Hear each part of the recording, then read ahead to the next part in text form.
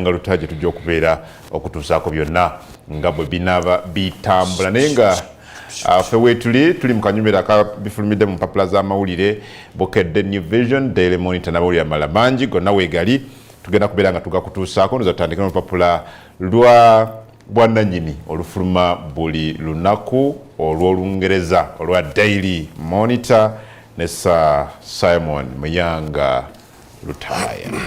Ali bakagwamba mwisa kodeyo mutya mjebale botereva ali tugobera ku mikutu gyaife egy'emitimbagano abali ku Facebook Baba Television Uganda, abali ku Instagram, abali ku TikTok, abali ku YouTube nane MCs ni ku live stream yaife mwalo kwanga kutugobera ku Baba Television Uganda. Nze Simon Muyanga Lutaaya mutabali wa Margaret Namukwaya ali wale buyuge egadumire. Tujja kutandika na olupapula luno wakati lwa bwannannyini olwa Daily Monitor.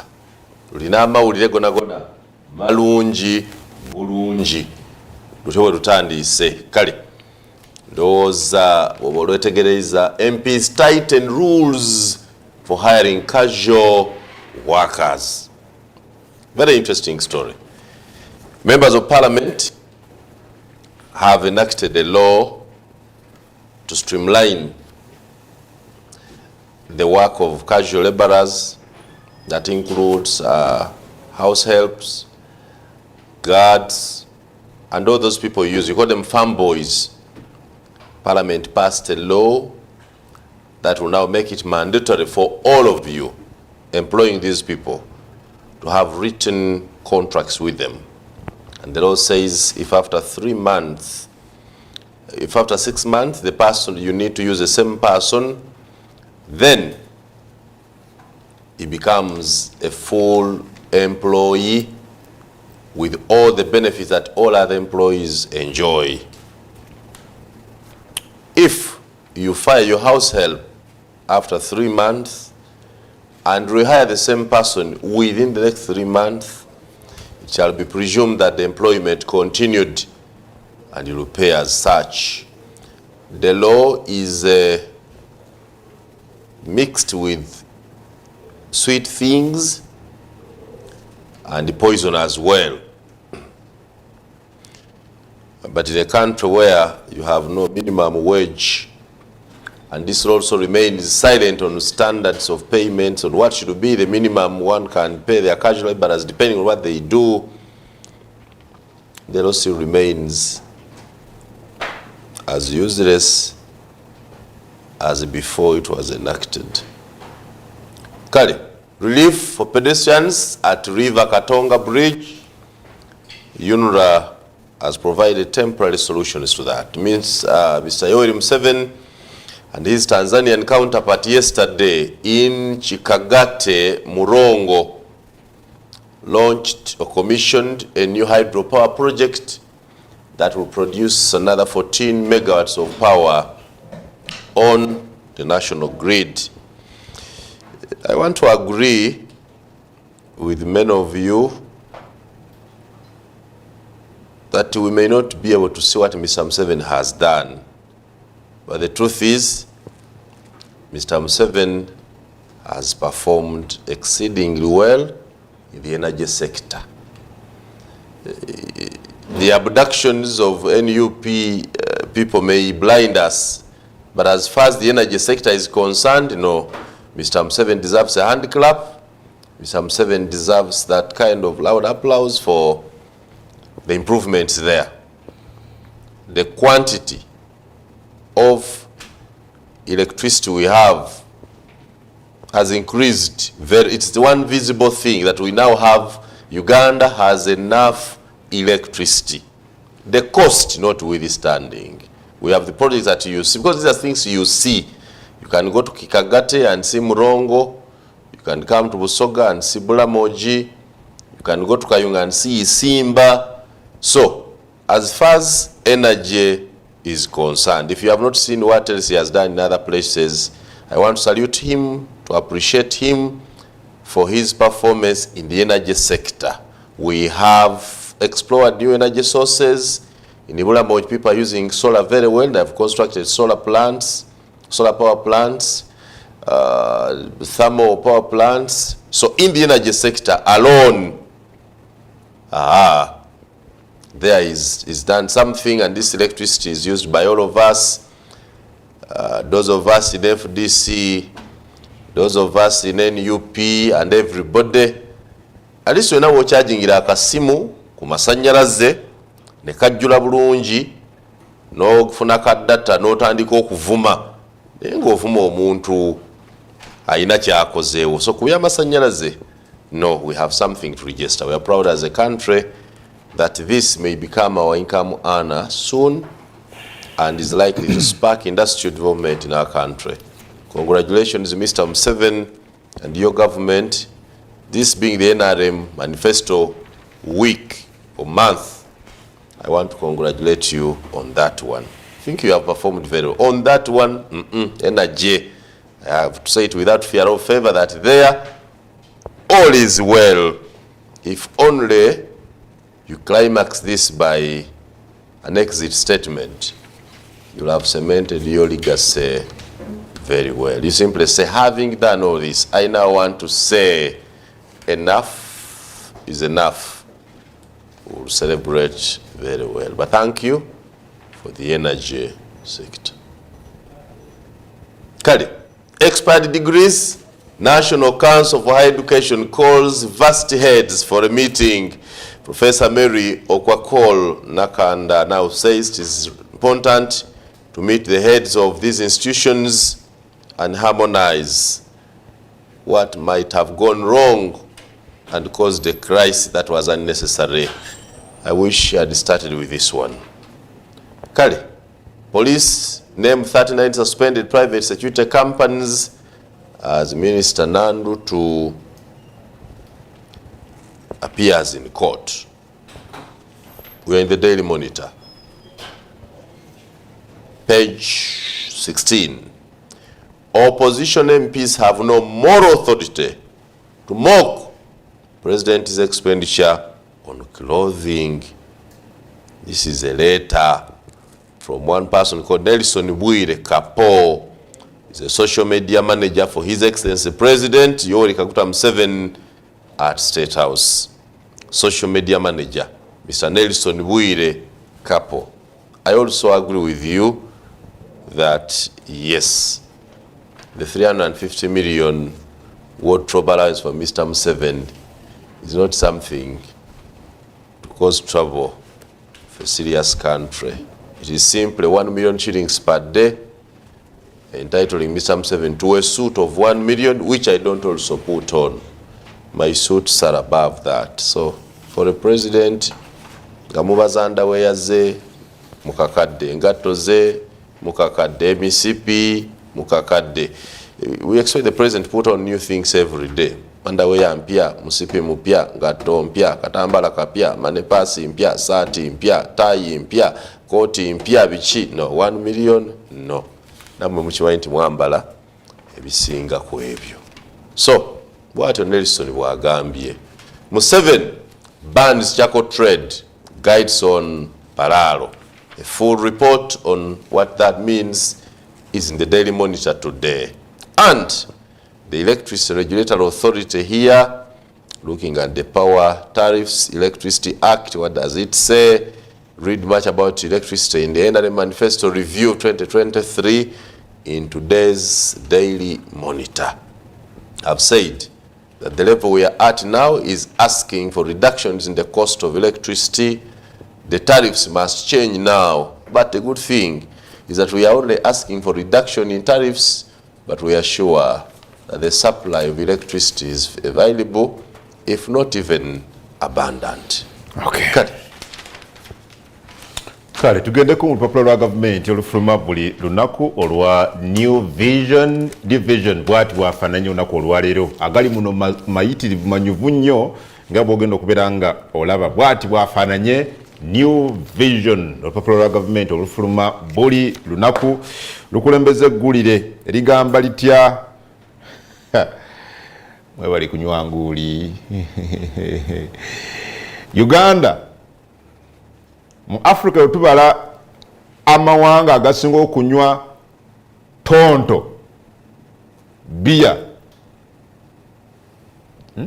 ekika ekirala ki tonto omwenge naye omwenge bino gwasinga okubitegeera anedda okusikunywa sigondi bawana bira sobola kunywa mwe olimba naawe mbitegera kubiwulira naye siso simanyi oba bwengunywamu nenyingira kale tubale tonto balina tonto balina akaliga balina amalwa akaliga nago mwenge balina enguuli balina walagi balina mwenge muganda si etonto simanyi mwenge bigere si etonto mwenge bigere guba gwa bigere balina biya wine wine balina spirit the common denominator in all being alcoholic content. The names can change, but the common denominator. What Uganda Waraj? That's a Waraj. We're talking about Waraj. Uganda Waraj is just a brand. My name is Winji. So in a kombucha.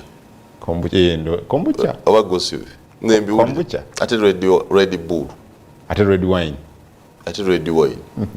At a black label. Johnny Walker. Your name be Taska. Taska. Chechi. Taskalaga. Pilsner. Bichi ebyo nago mwenge. Kakati. Biri eyo. Mu ggwanga lya Uganda. Mu Africa yonna. Fe tukulembera okuba balujuju. Yes, Uganda tops Africa in alcohol use. Katusomeko wano katono tulabe. Kyogera wano juzi. Nakuga nti ekisse eggwanga lyaffe naye n'ebintu bino byenjogera singa obiwandiika ng'wandigambe ekisse eggwanga lino mwenge n'ekirala kyasijjako.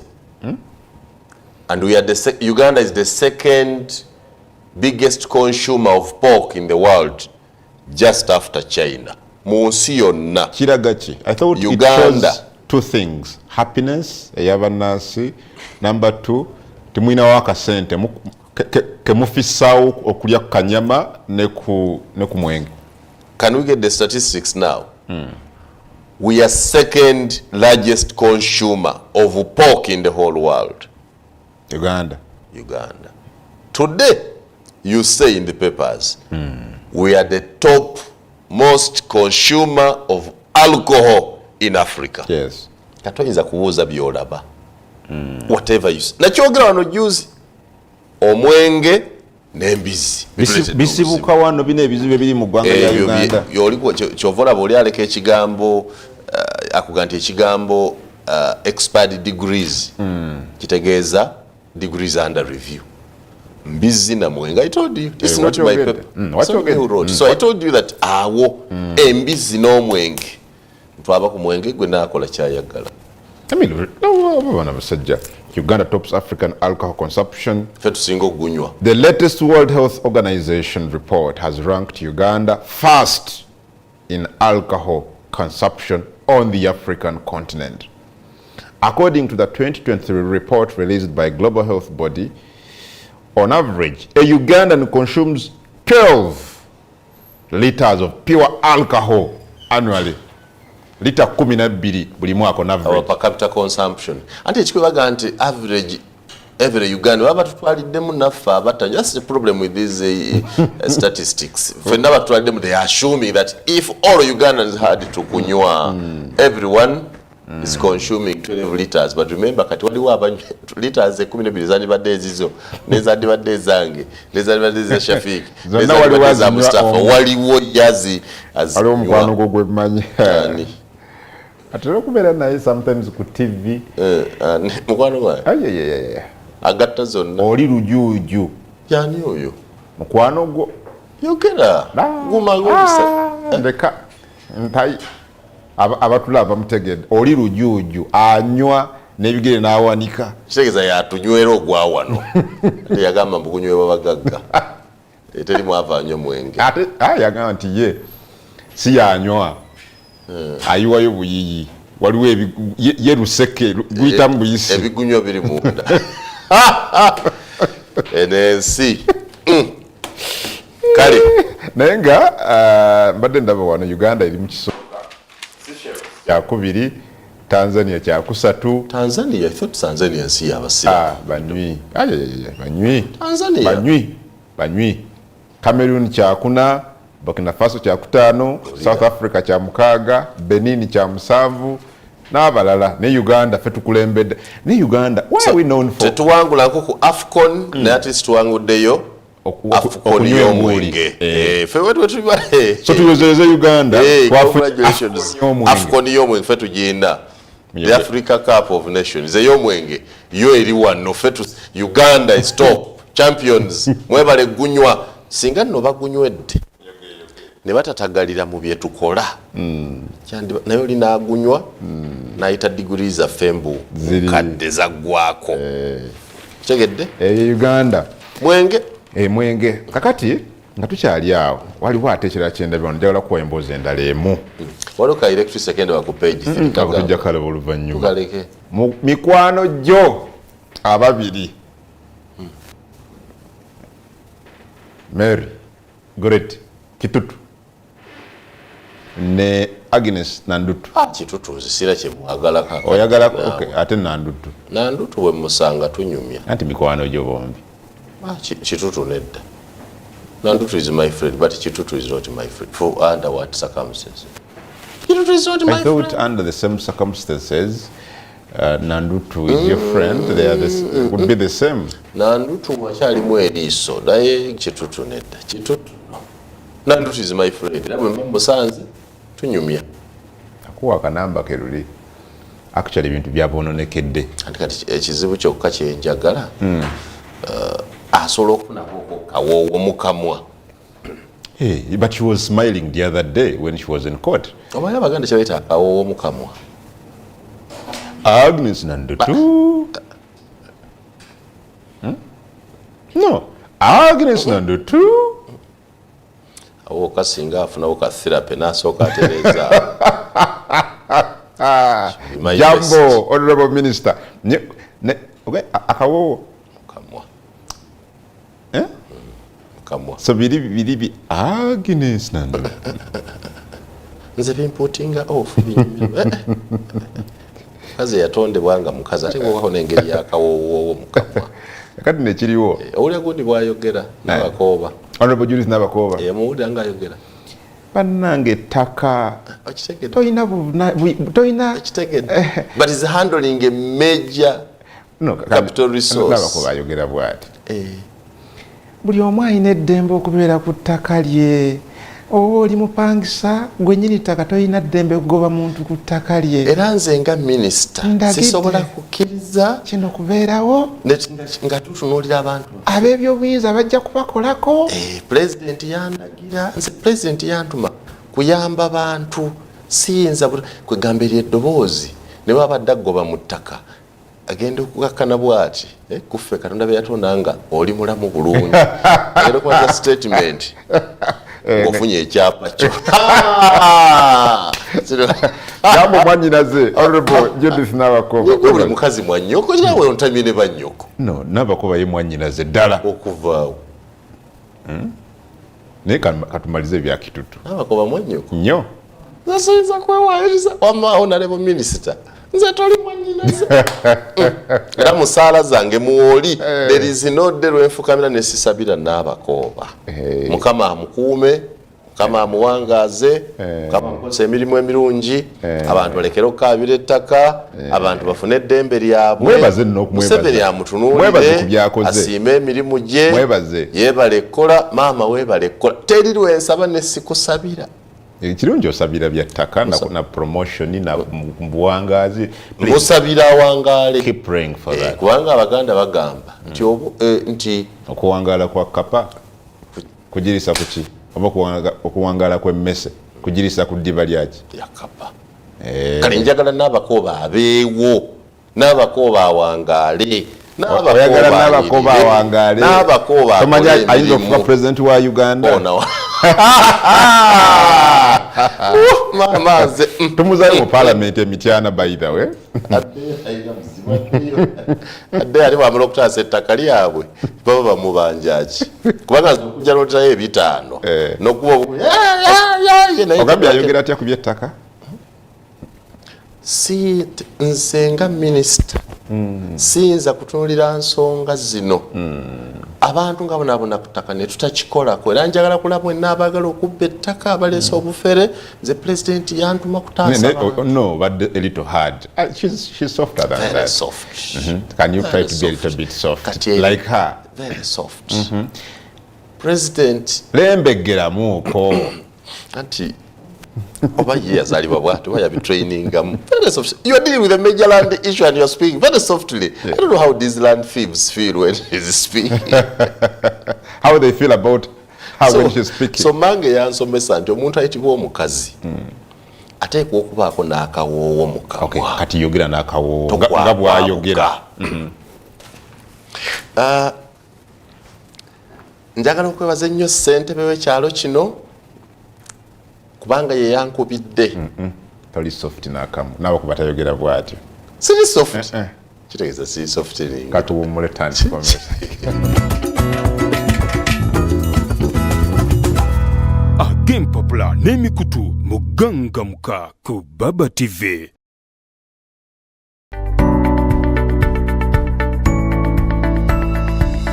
Enoni Baba TV obusoga buli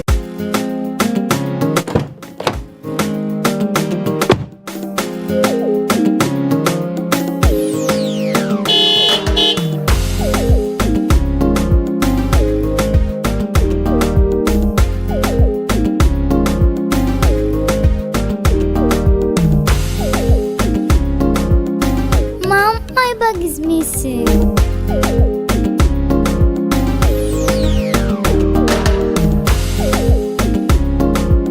Mom, my bag is empty. But I packed some